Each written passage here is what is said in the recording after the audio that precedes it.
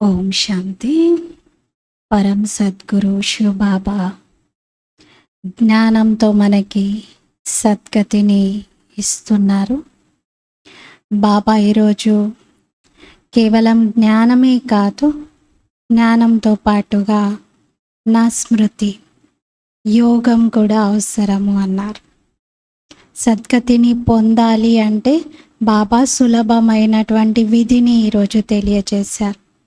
ఈ పాత ప్రపంచాన్ని అన్నింటినీ దేహం సహితంగా మరచిపోతూ కేవలం నా స్మృతిలో ఉండండి, అది కూడా స్వయాన్ని ఆత్మగా భావిస్తూ. అలాగే బాబా పైన పూర్తిగా బలిహారం అవ్వాలి. బాబా పైన పూర్తిగా బలిహారం అవ్వడము అంటే తనువు, మనస్సు, ధనము, సంబంధాలు అన్ని రకాలుగా ఒక్క బాబా తప్ప ఇంకెవరూ లేరు అనే స్థితిని అనుభవం చెయ్యాలి అన్నారు. ఇది 16 అక్టోబర్ మురళి. मीठे बच्चे, ज्ञान का सुख 21 पीढ़ी चलता है, वह है स्वर्ग का सदा सुख. भक्ति में तीव्र भक्ति से अल्पकाल क्षण भंगुर सुख मिलता है. మధురమైన పిల్లలు, జ్ఞానం యొక్క సుఖము 21 తరాల వరకు నడుస్తుంది. అది స్వర్గంలోని సదా సుఖం. భక్తిలో తీవ్రమైన భక్తి చేయడం వలన అల్పకాలికమైన క్షణభంగుర సుఖమే లభిస్తుంది. జ్ఞానంతో 21 తరాల వరకు సుఖం లభిస్తుంది. భక్తితో అల్పకాలికంగా క్షణభంగురమైన సుఖమే పొందుతారు.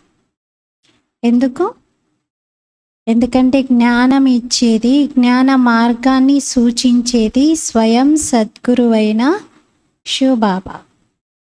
భగవంతుడే స్వయంగా వచ్చి జ్ఞానాన్ని వినిపిస్తూ ఉంటే ఈ జ్ఞానం మన ఉన్నతికి దోహదపడుతుంది, మనల్ని సద్గతిలోకి తీసుకెళ్తుంది, మనకి సదాకాల సుఖాన్ని ఇస్తుంది. ఒక జన్మ కాదు, అనేక జన్మల వరకు తోడొస్తుంది. అది కూడా 2 యుగాల వరకు సుఖాన్ని ఇస్తుంది. అదే భక్తి మనకి మనమై భగవంతుని వెతుకుతూ ఎంచుకున్నటువంటి మార్గం. దుఃఖము, బాధలను, కోరికలను భగవంతుడి ముందు పెడుతూ, పిలుస్తూ, యాచిస్తూ భక్తి చేశాం. ఒకవైపు భగవంతుని మహిమ చేస్తూ పిలిచాము, మళ్ళీ ఇంకొక వైపు అపవిత్రంగానే అవుతూ వచ్చాం. అందుకని దాంట్లో క్షణభంగురమైన సుఖమే ఉంటుంది. ప్రశ్న, किस श्रीमत पर चलकर तुम बच्चे सद्गति को प्राप्त कर सकते हो? ఏ శ్రీమతం పైన నడుస్తూ మీరు పిల్లలు సద్గతిని పొందవచ్చు? జవాబు, बाप का तुम्हें श्रीमत है, इस पुरानी दुनिया को भूल एक मुझे याद करो. బాబా శ్రీమతం ఏమిటి అంటే ఈ పాత ప్రపంచాన్ని మరిచి మీరు నన్నొక్కడినే జ్ఞాపకం చేయండి. ఇసి కో హి బలిహార్ జానా అథవా జీతేజీ మర్నా కహా జాతా హై. దీనినే బలిహారం అవ్వటము లేక జీవిస్తూ మరణించటం అని అంటారు. इसी श्रीमत से तुम श्रेष्ठ ते श्रेष्ठ बनते हो. ఈ శ్రీమతంతోనే మీరు శ్రేష్టాతి శ్రేష్టంగా అవుతారు. తుమారీ సద్గతి హో జాతి హై, మీ సద్గతి జరుగుతుంది. సాకార్ మనుష్యకి సద్గతి నహీ కర్ సక్తే. సాకారంగా ఉండే మనుషులెవరు మనుషుల సద్గతిని చేయలేరు. మనం మనిషిని సద్గతి మార్గంలోకి తీసుకెళ్ళాలి అంటే చాలా ఉన్నతమైన స్థితిలో ఉండాలి. చూడండి, ఎవరినైనా మనమున్న స్టేజ్ వరకు తీసుకురావాలి అంటే ముందు మనం చాలా ఎత్తున ఉండాలి. పైన ఉన్నటువంటి వాళ్ళు క్రింద ఉన్న వాళ్ళకి చెయ్యి అందించి పైకి లాగగలుగుతారు. అలా భగవంతుడు చాలా అత్యుత్తమమైనటువంటి స్టేజ్లో ఉన్నారు కాబట్టి మనల్ని సద్గతి మార్గంలోకి తీసుకురాగలుగుతున్నారు. సద్గతి దాత బాబా ఒక్కరే. అందుకే బాబా శ్రీమతం ఏంటి అంటే పాత ప్రపంచాన్ని అన్నింటినీ మరిచి నన్నే జ్ఞాపకం చేయండి. గీత్ ఓం నమో శివాయ. ఇది పాట. ఓం నమో శివాయ. ఓం శాంతి. బచ్చోं ने गीत सुना, పిల్లలు పాట విన్నారు. గాయా జాతా హే ఊంచేతే ఊంచా భగవాన్. గాయనం ఉన్నతోన్నతమైన భగవంతుడు అని చేశారు. ఇప్పుడు భగవంతుని పేరైతే మనుష్య మాత్రులు ఎవరికి కూడా తెలియదు. భక్తులు భగవంతుని గురించి తెలుసుకోలేదు. ఎప్పటి వరకైతే భగవంతుడే వచ్చి భక్తులకు తన పరిచయం ఇవ్వరో అప్పటి వరకు భక్తులెవరికి భగవంతుని సత్య పరిచయం తెలియదు. ఇదైతే బాబా చెప్పేశారు. జ్ఞానం అర్ధకల్పం, భక్తి అర్ధకల్పం ఉంటుంది. సత్యత్రేతాయుగాల్లో జ్ఞానం యొక్క ప్రాలబ్ధం ఉంటుంది. కలియుగంలో ద్వాపరయుగంలో భక్తిని చేస్తారు. జ్ఞాన్ కి ప్రాలబ్ధ్ సత్యుగ్ త్రేతా తక్ చల్తీ హై. జ్ఞానం యొక్క ప్రాలబ్ధము సత్య త్రేతాయుగాల వరకు నడుస్తుంది. ఇప్పుడు మనము ఆ జ్ఞాన సాగరం నుండి జ్ఞానం పొంది పురుషార్థంతో సుఖం యొక్క ప్రాలబ్ధాన్ని తయారు చేసుకుంటున్నాం. తర్వాత ద్వాపర కలియుగాల్లో మళ్ళీ భక్తి జరుగుతుంది. జ్ఞానం యొక్క సుఖం అయితే 21 జన్మలు లేదా 21 తరాల వరకు నడుస్తుంది. అలా ఆ సుఖం పొందేదంతా స్వర్గంలో. నరకంలో అయితే అల్పకాలికమైన క్షణభంగుర సుఖమే ఉంటుంది. బాబా పిల్లలకి ఇది అర్థం చేయించారు. సత్యత్రేతాయుగాల్లో ఉండేది జ్ఞాన మార్గం, నూతన ప్రపంచం కదా, నవభారతం ఉంటుంది, దాన్ని స్వర్గం అంటారు. ఇప్పుడు తమో ప్రధానమైన భారత్, నరకం ఇది. అనేక రకాల దుఃఖాలు ఉన్నాయి. స్వర్గంలో అయితే దుఃఖం యొక్క పేరు గుర్తులు కూడా ఉండవు. గురు కర్నేకి దర్కార్ హీ నహీ. అక్కడ ఎవరిని గురువుగా చేసుకునే అవసరమే ఉండదు. భక్తుల ఉద్ధరణ భగవంతుడే వచ్చి చేస్తారు. ఇప్పుడు కలియుగ అంతిమం ఇది. వినాశనం ఎదురుగా ఉంది. బాబా వచ్చి బ్రహ్మ ద్వారా జ్ఞానాన్ని ఇస్తూ స్వర్గ స్థాపన చేస్తున్నారు. శంకరుని ద్వారా వినాశనం, విష్ణువు ద్వారా పాలన చేయిస్తారు. పరమాత్మ के कर्तव्य को कोई समझते नहीं. పరమాత్ముని ఈ కర్తవ్యాల గురించి ఎవరికీ తెలియదు. అందరూ వినాశనం అనగానే భయపడి అయ్యో ఎలా అని ఆలోచిస్తూ ఉంటారు. కానీ భగవంతుని కర్తవ్యంలో ఇది కూడా ఒకటి ఉంది. స్థాపన, వినాశనము, తర్వాత స్థాపన చేయబడిన దాని పాలన, ఇవన్నీ జరుగుతాయి. मनुष्य को पाप आत्मा पुण्यात्मा कहा जाता है. पाप परमात्मा पुण्य परमात्मा नहीं कहा जाता. మనుషులనైతే పాపాత్మ, పుణ్యాత్మ, మహాత్మ, దేవాత్మ అని ఇలా సంబోధిస్తారు. కానీ పాప పరమాత్మ, పుణ్య పరమాత్మ, మహాన్ పరమాత్మ ఇలా విన్నారా?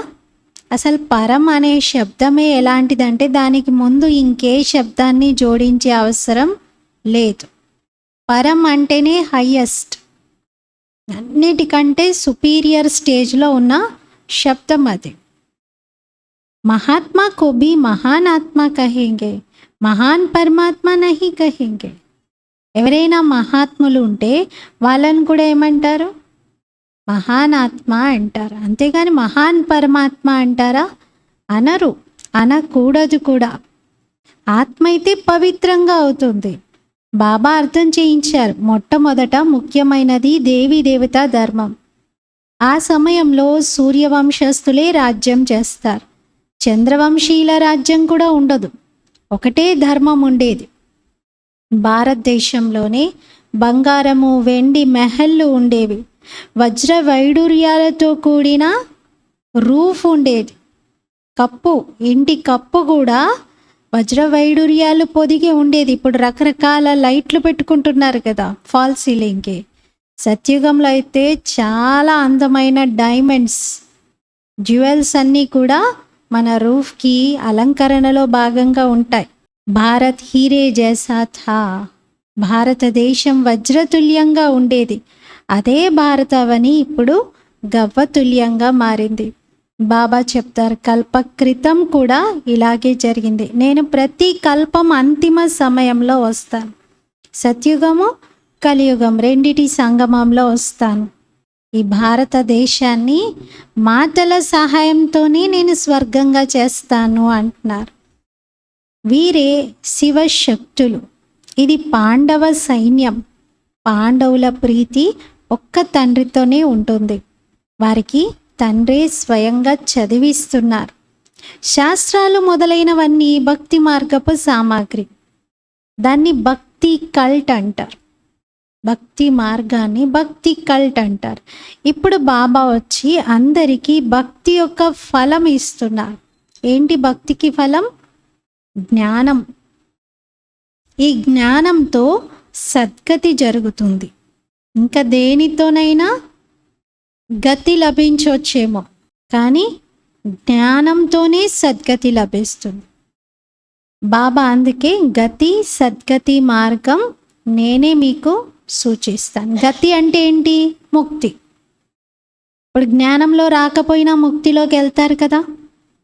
శిక్షలు పడైనా అంతిమ సమయం వచ్చిందంటే అందరికీ గతి ముక్తి దొరుకుతుంది.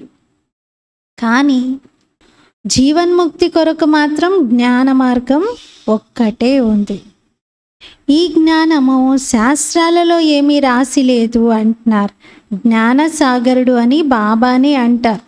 వారి నుండి మీరు వారసత్వాన్ని తీసుకుంటున్నారు. తర్వాత సర్వగుణ సంపన్నులుగా 16 కళ సంపూర్ణంగా అవుతారు. ఇది దేవతలకు చేసిన మహిమ. సర్వగుణ సంపన్నులు, 16 కళా సంపూర్ణులు, సంపూర్ణ నిర్వికారి, మర్యాద పురుషోత్తం, ఇవి దేవతల మహిమ. లక్ష్మీనారాయణులు అలా మహిమ యోగ్యులుగా ఉన్నారు కదా. సీతారాములైతే 14 కళలతోనే ఉండేది, కానీ లక్ష్మీనారాయణులు 16 కళా సంపూర్ణంగా ఉండేవారు. ఇది చదువు. ఇదేమీ కామన్ సత్సంగం కాదు. సత్యాన్ని తెలియజేస్తూ ఉన్నారు. సత్యమైన వారు బాబా ఒక్కరే. వారే సత్యం తెలియజేస్తూ ఉన్నారు. మరి ఇది ఉన్నదే పతిత ప్రపంచం. పావన ప్రపంచంలో అయితే పతితమైన వారెవరూ ఉండరు. పతిత ప్రపంచంలో పావనమైన వారెవరూ ఉండరు. పావనంగా తయారు చేసేవారు బాబా ఒక్కరే. ఆత్మ అంటుంది శివాయ నమః అని. మరి ఆత్మనే తన తండ్రికి నమస్తే అని చెప్తుంది. ఒకవేళ శివుడు నాలోనే ఉన్నారు అని అంటే ఎవరికి నమస్తే చెప్తారు? ఇంకా ఓం నమ శివాయ అనే పాటను బాబా మళ్ళీ ఎక్స్ప్లెయిన్ చేస్తూ చెప్తున్నారు. ఓం నమ శివాయ అన్నారంటే శివుడు నీ తండ్రి అని ఆత్మ గుర్తించింది కాబట్టి తన తండ్రికి నమస్కారం చేస్తుంది. ఒకవేళ తనలోని తండ్రి ఉన్నారు అంటే ఇంకెవరికి నమస్తే చెప్తున్నట్టు? అసలు నమస్తే చెప్పే అవసరం కూడా ఉండదు కదా. ఇది అజ్ఞానం. ఇప్పుడు పిల్లలు బాబా మిమ్మల్ని త్రికాలదర్శిగా చేశారు. మీకు తెలుసు ఆత్మలన్నీ ఎక్కడుండేవి అనేది. అదైతే నిర్వాణధామం, స్వీట్ హోమ్. అక్కడి నుండి ఆత్మలు వచ్చాయి. ముక్తినైతే అందరూ జ్ఞాపకం చేస్తూ ఉంటారు. ఎందుకంటే ముక్తిధామంలో మనము బాబా తోడుగా ఉండేటువంటి వారిని. ఇప్పుడు మనం బాబాని జ్ఞాపకం చేస్తూ ఉన్నాం. సుఖధామానికి వెళ్తున్నాం. మరి సుఖధామంలో బాబాను అసలు ఎవరు జ్ఞాపకమే చెయ్యరు. ఇప్పుడు ఇది దుఃఖధామం కాబట్టి అందరూ తండ్రిని పిలుస్తున్నారు. అందరూ దుర్గతిలో ఉన్నారు.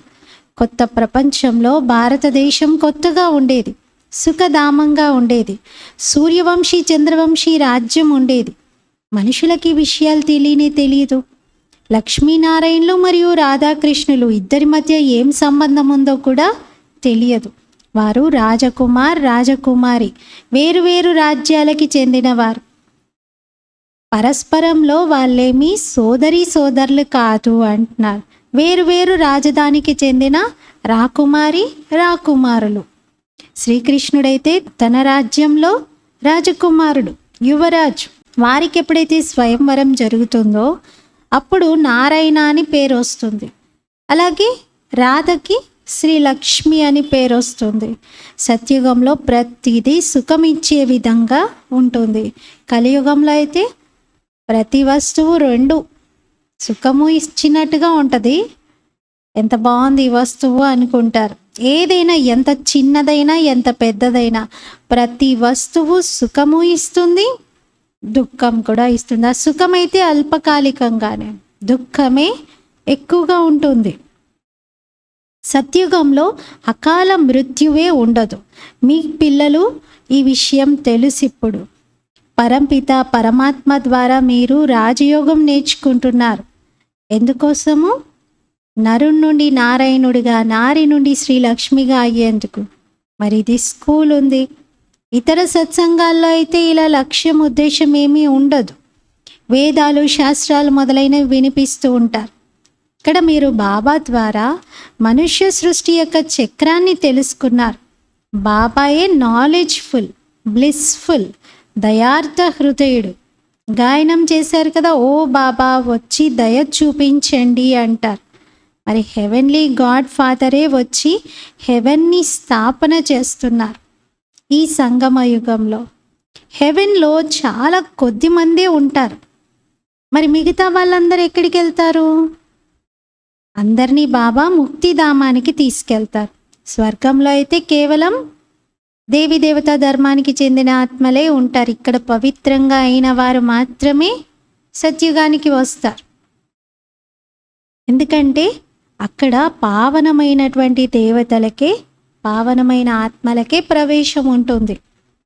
అక్కడ కేవలం భారత ఖండం మాత్రమే ఉంటుంది. మొత్తం విశ్వంలో ఇంకే దేశానికి దేనికి ఇప్పుడున్న పేర్లు ఏవి ఉండవు. కేవలం భారత ఖండం అంటారు. భారతదేశం సత్యఖండంగా గాయనం చేయబడుతుంది.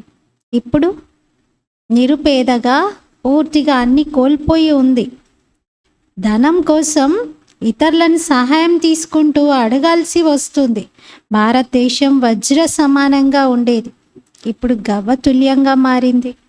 ఇవన్నీ డ్రామాలోని రహస్యాలు మీరు అర్థం చేసుకోవాలి. మీకు రచయిత బాబా ద్వారా రచన యొక్క పరిచయం లభించింది. అంటే రచయితనే రచన గురించి, రచన యొక్క ఆది మధ్యాంతాన్ని తెలియజేస్తున్నారు. మనుషులు పాడతారు కదా, వందే మాతరం అంటారు. కానీ ఎవరికి వందనం చేస్తున్నామో తెలియదు. భూమాతకి అనుకుంటారు. ఎవరికి వందనం? వందనం అని ఎవరికి చెప్తున్నారు? వందే మాతరం అంటే ఎవరు? బాబా చెప్తున్నారు, మీరు శివశక్తులు. మీకు ఈ వందే మాతరం అనేటువంటి గాయనం శివబాబానే వచ్చి పవిత్రంగా ఉండేటువంటి మాతలకు వందనం చెప్తున్నారు. ఎందుకంటే వందనము పవిత్రమైనటువంటి వారికే చేయడం జరుగుతుంది. పరమాత్ముడే వందే మాతరం అనేది మొదలు పెట్టారు. శివబాబా వచ్చి నారి స్వర్గానికి ద్వారము, స్త్రీ స్వర్గానికి సోపానము అని చెప్పారు. లేకపోతే అంతకుముందు వరకు నారి నరకానికి ద్వారం అని ప్రచారం చేశారు. కానీ బాబా వందే మాతరం అని చెప్తూ పవిత్రత ధారణ చేయించి స్వర్గస్థాపనకు నిమిత్తం చేశారు. శివశక్తి సైన్యం ఇది అంటున్నారు. స్వర్గం యొక్క రాజ్యాన్ని ఇప్పించేందుకే ఈ సైన్యం ఉంది. దీన్ని బాబా వరల్డ్ ఆల్మైటీ అథారిటీ రాజ్యం అని అంటున్నారు. మీరు శివశక్తులు, మీ ద్వారానే స్వరాజ్య స్థాపన చేయబడుతుంది. ఇప్పుడు తిరిగి ఆ స్వరాజ్య స్థాపన జరుగుతుంది. దాన్నే రామరాజ్యము అంటారు. అయితే సత్యుగాన్ని రామరాజ్యం అంటారు. ఇప్పుడైతే రామరాజ్యం కావాలి కావాలి అని అందరూ నినాదాలు చేస్తూ ఉన్నారు. కానీ బాబా అంటున్నారు, ఆ స్థాపన కార్యము మనుషుల వలన అయ్యేది మాత్రం కాదు. మనుషులు ఎంత ప్రయత్నం చేసినా రామరాజ్యాన్ని తీసుకురాలేరు. ఇన్కార్పోరియల్ గాడ్ ఫాదరే వచ్చి ఇవన్నీ చదివిస్తున్నారు. మరి వారికి కూడా శరీరం కావాలి కదా. తప్పనిసరిగా బ్రహ్మ తనువులోనే వారు వస్తారు. శరీరం కావాలి అంటే నెక్స్ట్ టైం నాలో రండి బాబా, ఆ తర్వాత ఫలానా వారిలో రండి బాబా అంటే అలా కుదరదు. ఫిక్స్ అయిపోయింది నా శరీరం, బ్రహ్మ తనువులోనే నేను వస్తాను అంటున్నారు బాబా. శివబాబాని మీరు ఆత్మలందరూ తండ్రి అంటారు కదా. మరి ప్రజాపిత కూడా ఉన్నారు. పిత అంటే తండ్రి అని అర్థం. ప్రజాపితని ఏమంటారు? గ్రేట్ గ్రేట్ గ్రాండ్ ఫాదర్ అంటారు. ఏ లెక్కతో? మనుష్య సృష్టికి గ్రాండ్ ఫాదర్. శివబాబానేమో ఆత్మలకు తండ్రి, బ్రహ్మబాబానేమో మనుష్య సృష్టికి తండ్రి. మనుష్య సృష్టిలో ఆది కాబట్టి, వారే ఆదిపిత కాబట్టి వారిని గ్రేట్ గ్రేట్ గ్రాండ్ ఫాదర్ అని కూడా అంటాం. ఎందుకంటే మన పూర్వజుడు, అందరికంటే ప్రథముడు. ఆదిదేవని అన్నారు. అలాగే ఆదిదేవి ఇద్దరూ ఉన్నారు, తపస్య చేస్తున్నారు. మీరు కూడా తపస్య చేస్తున్నారు. ఇది రాజయోగం. సన్యాసులది హఠయోగం. వారు రాజయోగాన్ని నేర్పించలేరు. గీత మొదలైనటువంటి శాస్త్రాలు భక్తి మార్గం యొక్క సామగ్రిగానే పిలువబడతాయి. మీరు అవి చదువుతూ వచ్చారు. ఎన్నిసార్లు చదివారు, ఎంతకాలం చదివారు, కానీ తమో ప్రధానంగానే అవుతూ వచ్చారు. వాటితో ఏమీ ఉన్నతిని పొందలేదు. ఇప్పుడు అదే మహాభారత యుద్ధం జరగబోయేది ఉంది. మహా వినాశనం ఎదురుగా ఉంది. సైన్స్ వేదాల్లో ఏమీ లేదు అంటున్నారు. దాంట్లో అయితే జ్ఞానం యొక్క విషయాలు రాశారు. ఈ సైన్స్ అనేది బుద్ధి యొక్క చమత్కారం. అంటే మన బుద్ధి ఇంటెలెక్ట్ ద్వారా వెలువడినటువంటిది. అందుకని సైన్స్ యొక్క ఇన్వెన్షన్స్ ఏమి వేదాల్లో రాశారు అని కాదు అంటున్నారు. విమానాలు మొదలైనవన్నీ కూడా సుఖం కోసమే తయారు చేశారు. ఆ తర్వాత వీటి ద్వారానే వినాశనం జరుగుతుంది. ఇప్పుడు చూస్తున్నారు కదా యుద్ధం ఎలా జరుగుతుంది. పైనుండి మొత్తం బాంబుల వర్షం కురుస్తుంది. ఈ సుఖం యొక్క కళ భారతదేశంలో ఉండిపోతుంది అంటున్నారు. ఏ సుఖము? విమానాలు తయారు చేయడంతో మనకెంత సుఖం అనుభవం అవుతుందో వాటిని ఉపయోగించే వినాశనం కూడా చేస్తున్నారు. కానీ ఆ కళ మిగిలిపోతుంది. అవి తయారు చేసే ఇంజనీరింగ్ కళ సత్యుగంలో పుష్పక విమానాలను తయారు చేస్తుంది.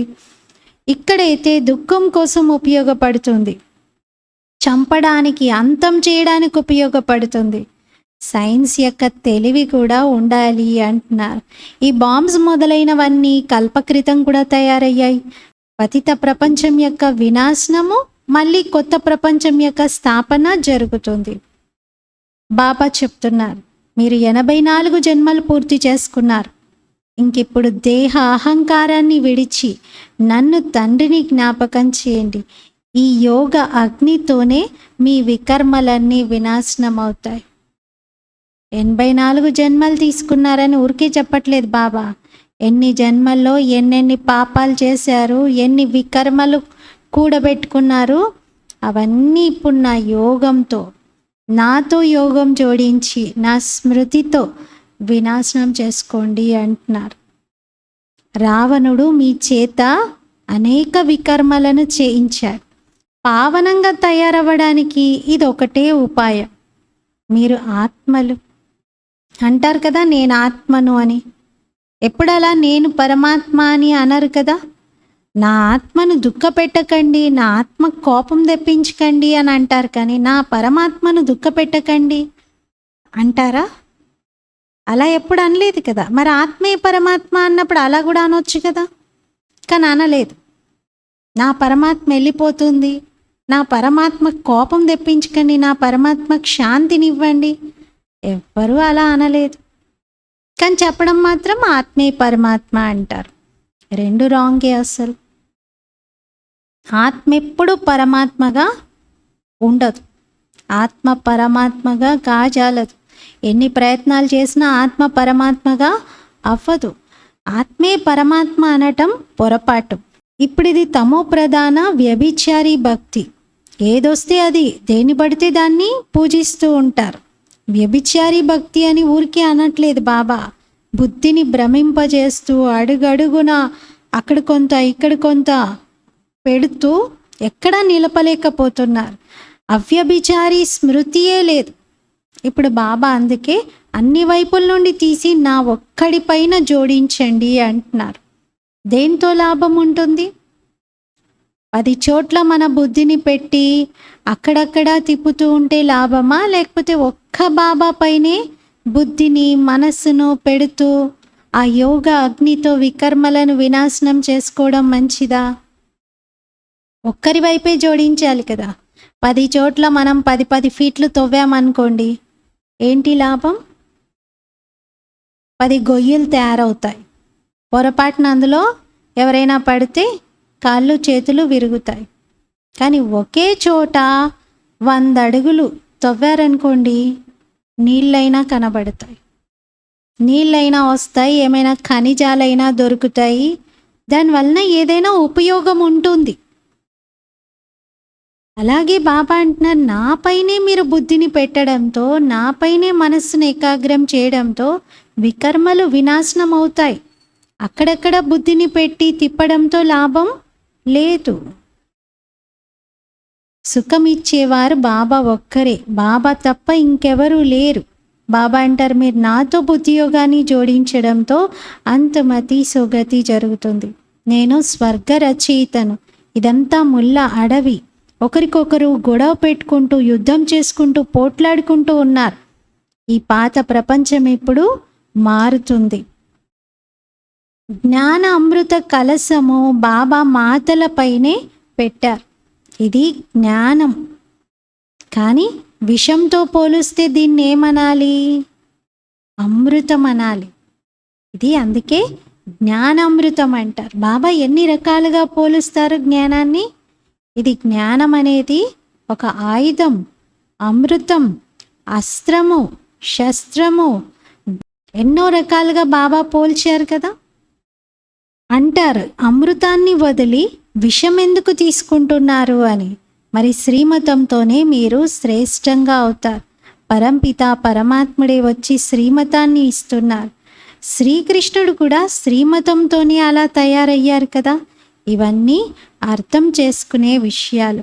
ఈ మొత్తం పాత ప్రపంచాన్ని మరిచి మీరు ఒక్క బాబాని జ్ఞాపకం చేయాలి. బలిహారం కూడా ఇప్పుడే అవ్వాలి అంటున్నారు. దీనినే జీవిస్తూ మరణించడం అని అంటారు. భక్తి మార్గం యొక్క విషయాలు భక్తి కల్ట్. భక్తిలో అయితే చాలామంది గురువులు ఉంటారు, కానీ సద్గతి దాత ఒక్క నిరాకారుడైన పరంపిత పరమాత్ముడే. సాకార మనుషుల యొక్క సద్గతిని చేయలేరు. సదాకాలం కోసం సుఖం కూడా ఇవ్వలేరు. సదా సుఖం ఇచ్చేవారు బాబాయే. ఇది పాఠశాల. ఏం ఆబ్జెక్ట్ కూడా బాబా తెలియజేస్తున్నారు. బాబా అంటారు, నేను మీకు స్వర్గం యొక్క సుఖాన్ని వారసత్వంగా ఇస్తున్నాను. మిగతా అందరు ఆ సమయంలో ముక్తిధామానికి వెళ్ళిపోతారు. శాంతిధామం, సుఖధామం, అలాగే ఇప్పుడున్న ఇది దుఃఖధామంగా పిలువబడుతుంది. చక్రం ఇది. ఫస్ట్ మనం దుఃఖధామం నుండి ఎక్కడికి వెళ్తాం? శాంతిధామానికి, తర్వాత సుఖధామానికి వస్తాం. అయితే అందరూ సుఖధామానికి రాలేరు. కొందరు మళ్ళీ దుఃఖధామంలోనే, మళ్ళీ ద్వాపరయుగం నుండి స్టార్ట్ అవుతుంది వాళ్ళ ప్రయాణం. కానీ సుఖం అనుభవం కొంతకాలం చేస్తా. ఏ కాలంలో వచ్చినా పైనుండి సుఖం యొక్క అనుభూతి అయితే పొందుతారు కొంత. దీన్ని స్వదర్శన చక్రం అంటారు. ఈ డ్రామా చక్రం నుండి ఎవరు ముక్తిని పొందలేరు. తయారవుతున్నటువంటి డ్రామా, అవినాశి పాత్రలున్న ఇందులో ప్రతి ఒక్కరివి కూడా బాబా చదివించి మనుష్యుల నుండి దేవతలుగా చేస్తున్నారు. కానీ ఎంత చదువుకుంటారో అంతగా పదవిని పొందుతారు. మరి చదువుకొని కొందరు రాజులవుతే, కొందరు ప్రజలు అవుతున్నారు. సూర్యవంశీ డినాసిటీ ఏర్పడుతుంది. సత్యుగంలో సూర్యవంశస్థులు ఉన్నప్పుడు ఇంకెవరూ ఉండేది కాదు. చంద్రవంశీయులు కూడా ఉండరు. కేవలం సూర్యవంశస్థులే ఉంటారు. భారత ఖండంలో ఉన్నతోన్నతమైనటువంటి సత్యఖండము సత్యయుగం. ఇప్పుడు అసత్యఖండంగా మారింది. దీన్ని రౌరవ నరకమని అంటారు. ధనం కోసం చూడండి ఎన్ని రకాలుగా పోట్లాడుకుంటూ చంపుకుంటున్నారు ఒకరినొకరు. అక్కడైతే అప్రాప్తి అనే వస్తువే ఉండదు. దేని ప్రాప్తి కొరకు పాపకర్మలు చేసే అవసరం ఉండదు. బాబా ఇప్పుడు ఈ భ్రష్టాచారి ప్రపంచాన్ని శ్రేష్టాచారిగా చేస్తున్నారు. ఎవరి ద్వారా? మాతల ద్వారా అంటున్నారు.